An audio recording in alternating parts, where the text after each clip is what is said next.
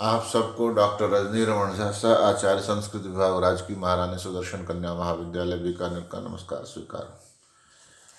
हम मनुस्मृति का पारायण कर रहे हैं, जिसमें हमने 50 कारिकाओं का पारायण कर लिया है। हम अब इक्यावनवें उस पर कारिका पर चलते हैं, वहाँ से प्रारंभ करते हैं। तो इक्यावनवीं कारिका में कहते हैं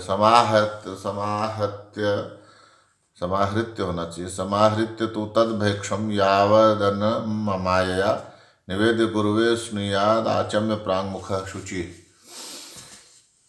कल हमने पढ़ा था कि हर तरह से पवित्र होकर वह भिक्षा लेने के लिए ब्रह्मचारी जाए। अब यहाँ कह रहे हैं कि जो भिक्षा उसको मिले, और उसमें यह भी बताया था कि जो ब्राह्मण है उसको भवती भिक्षाम देहि कहे, जो क्षत्रिय है उसको भिक्षाम भवती देहि कहे, और जो वैश्य है उसको भिक्षाम देहि भवती कहे। तो इस तरह से वह भवत शब्द का तीनों जगह प्रयोग बताया। अब कहते हैं उसके बाद जो भिक्षा उसको मिले, तो समाहृत तू तद भैक्षम यावद अन्न ममाया, तो जब उसको भिक्षा मिले,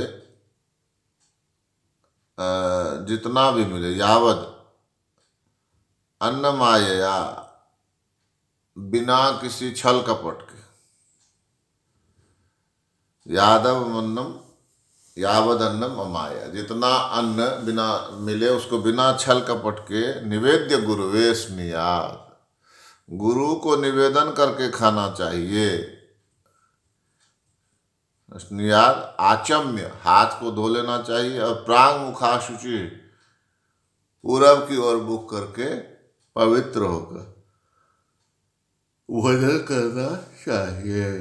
क्या करे वो, जब उसको भिक्षा मिली तो भिक्षा को वह अपने गुरु के पास बिना किसी छल कपट के ले आए, और गुरु को निवेदन कर दे कि यह मेरी भिक्षा है आपके लिए, और तब गुरु उसको आदेश दे कि तुम भी भोजन कर लो, तब भोजन करे। तो उसमें क्या कहा, निवेद्य गुरुवे स्नियाद आचम्य प्रांग मुख शुचि, प्रांग मुख होकर पूर्व की ओर मुख करके हाथ आचमन करके अश्नियाद भोजन करे। अब इसके बाद कहते हैं आयुष्यम प्रांग मुखो भुंक्ते यशस्यम दक्षिणा मुख, श्रियम प्रत्यंग मुखो भुंक्ते ऋतम भुंक्ते युदन मुख।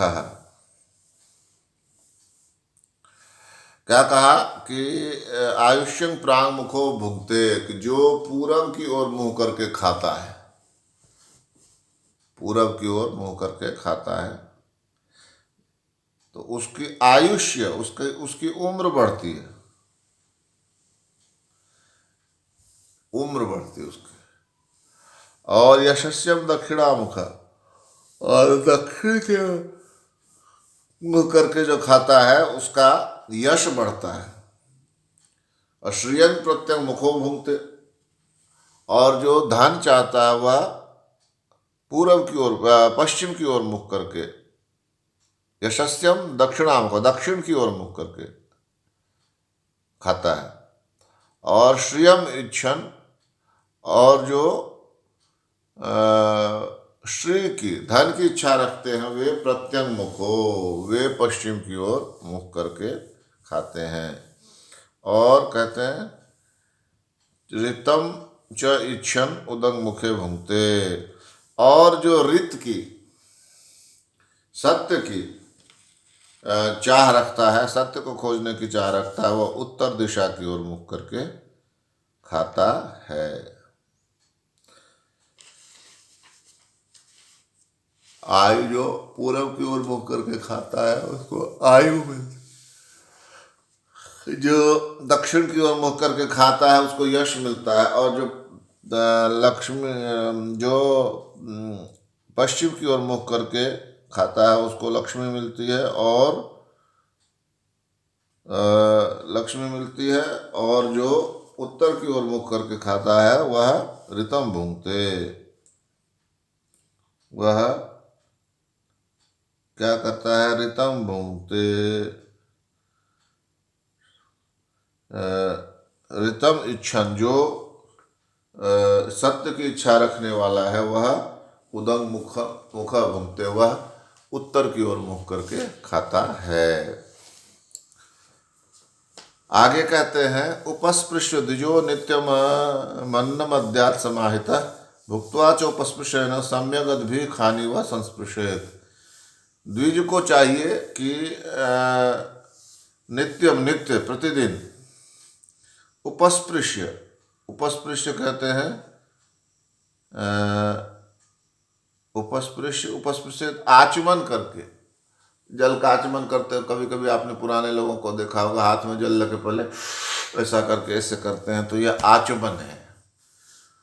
तो जो द्विज है वो आचमन करे किसका, नित्य मन मद्यात् समाहित, और जो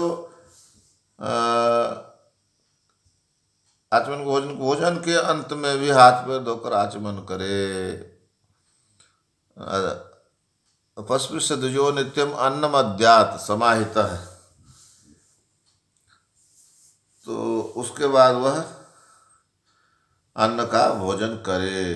पहले क्या करे, तो उपस्पृश्य आचमन करे और फिर अन्न मद्यात् अत्यंत ध्यान पूर्वक क्या करे, भोजन करे। भुक्त्वा च उपस्पृशेत सम्यगत भी, और जब भोजन हो जाए तो हाथ पैर धोकर फिर से आचमन करे। और खानी च संस्पृशेत, और अपने इंद्रियों का जल से स्पर्श करे। भुक्त्वा च उपस्पृशेत सम्यगत भी, खानी च संस्पृशेत, और इंद्रियों का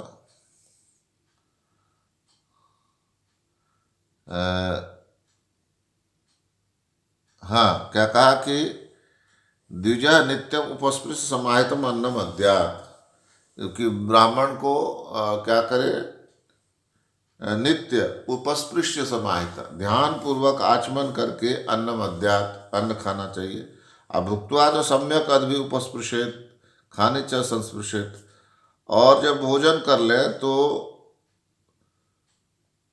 हाथ धोकर आचमन करे। भुक्त्वा चोपस्पृशेत सम्यक विद्धि, और जल के हाथ से आँख कान नाक का स्पर्श करे। खानी च संस्पृशेत, एक बार खानी मतलब इंद्रियां, जैसे नाक है, आँख है, कान है, त्वचा है, जिह्वा है, इनका स्पर्श करे भोजन के बाद। उसके बाद आगे कहते हैं पूजये दर्शनम नित्य मद्या चैतद कुत्सयन दृष्ट्वा हृष्येत प्रसिद्धे च प्रतिनंदे च सर्वशः। क्या कह रहे हैं, अशनम नित्यम पूजयेत, अन्न की पूजा करे, अन्न की पूजा करे। और एतच्च अकुत्सयन, और अन्न की निंदा न करे। एतच्च अकुत्सयन यावत अद्याप, और उसको खाए। एतत् दृष्ट्वा हृष्येत प्रसीदेत, और उसको देखकर हर्षित हो और प्रसन्न हो, ऐसा कह रहे हैं। किंतु सर्वशः प्रतिनंदित, क्या होगा कि हमेशा उसकी प्रशंसा करे। असनम नित्यम पूजित, अन्न की पूजा करे, और हमेशा बिना बुराई किए उसे खाए। फिर आगे क्या कहा,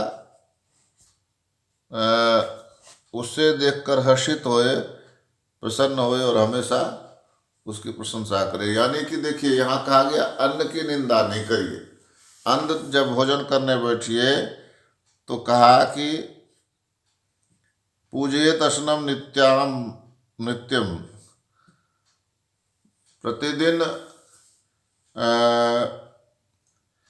अद्याचेत कुत्सेन, अपने भोजन की प्रशंसा करे, अन्न की पूजा करे, तथा हमेशा बिना बुराई किए उसे खाए।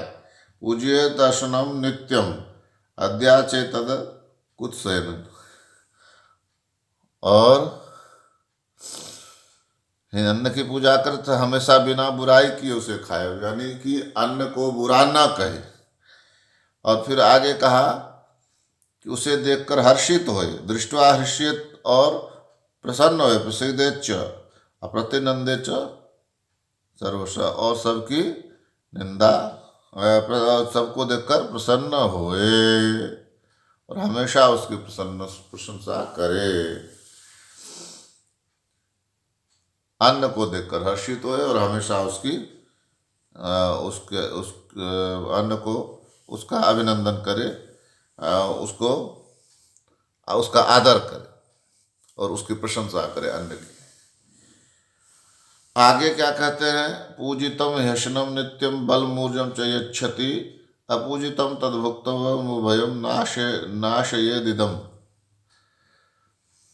आगे कहते हैं कि पूजितम ह्यसनम नित्यम बलम ऊर्जम च यच्छति, जो ही पूजितम अशनम नित्यम बलम ऊर्जम च यच्छति, जिस अन्न की पूजा होती है,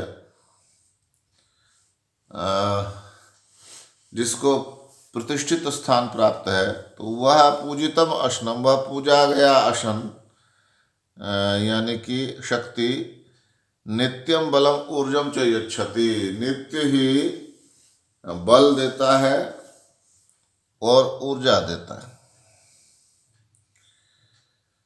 आदर क्या कहा है, हे पूजितम अशनम, जो अशन है यानी कि भोजन है, उसकी पूजा की जाए। जैसे बताया ना कि पहले बताया कि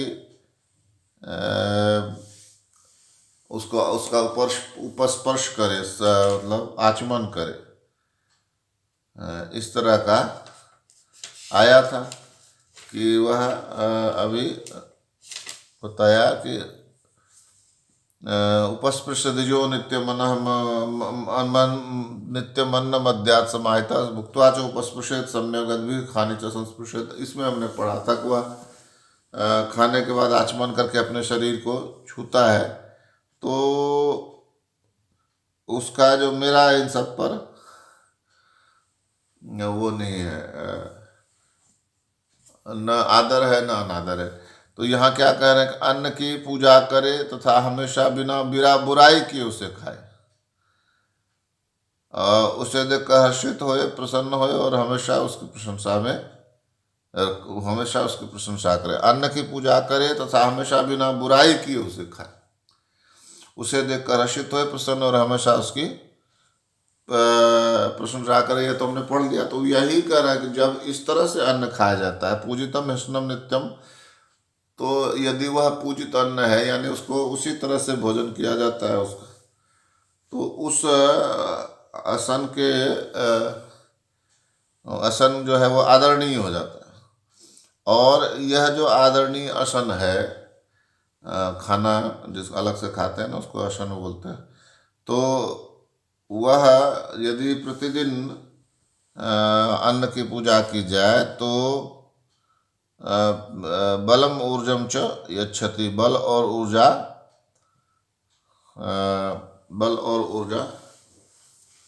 प्रदान करते हैं। कौन? जो अशन, जो भोजन किसमें पूजा करके खाया जाता है। और अपूजितम तदभुक्तम उभयम नाशयेदितम, और यदि उसकी अश्रद्धा से भोजन करते हैं, अपूजितम तद भुक्तम, और उसमें अश्रद्धा से भोजन करता है, तो वह क्या होता है, तदुक्तम उभयम नाशयेदिदम,